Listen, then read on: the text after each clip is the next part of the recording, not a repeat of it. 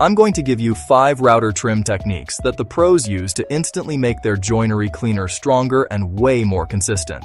These aren't complicated secrets, just smart habits. So grab your router, whether it's handheld or mounted in a table, because the small tweaks we'll cover here equal massive gains in the quality and precision of your projects.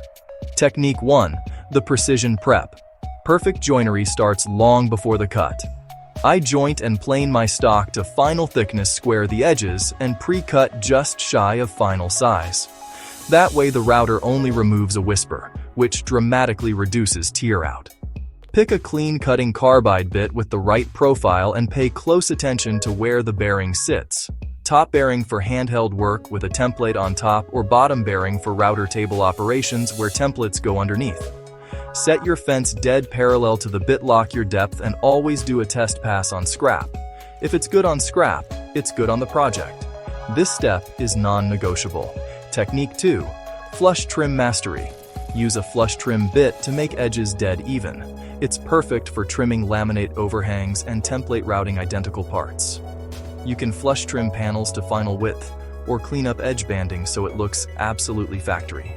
The key is to feed against the bit's rotation, take light passes to avoid chatter, and always support the end grain with a backer block to prevent blowout. If the bearing gums up with glue or pitch, stop and clean it immediately. Technique 3. Pattern perfection. Pattern bits are your workshop's copy machine. Make one perfect template from MDF or plywood, and you can replicate parts all day long with flawless consistency.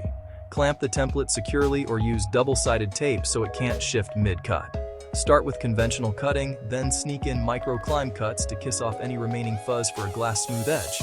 Pro tip: double-bearing bits let you flip the work so you can always cut with the grain. That simple move reduces tear out like crazy. Technique 4. Chamfer and roundover refinement. A tiny chamfer is a secret weapon. It hides micro gaps in joinery and breaks sharp, fragile edges. A small roundover adds durability and a professional finished look. Chamfer long grain edges on frames to highlight the joinery, and roundover shelf fronts so they feel great in the hand. The rules are simple. Multiple shallow passes are better than one heavy one.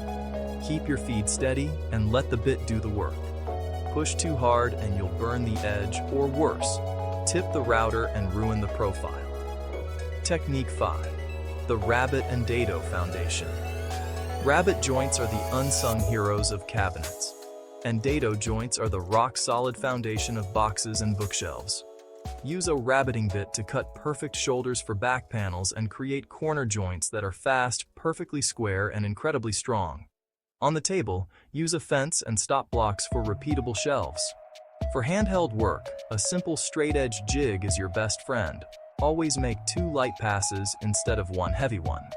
Measure the exact bit diameter with calipers, then sneak up on a snug, glue-friendly fit. Quick recap: prep your stock meticulously, choose the right bit.